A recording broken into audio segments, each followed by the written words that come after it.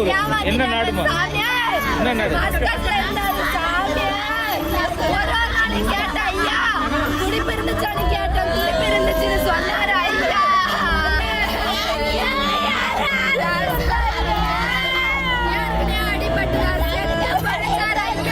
என்னாச்சுமா?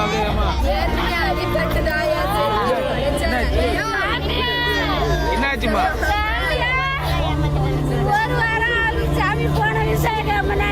எங்க போனாருங்க?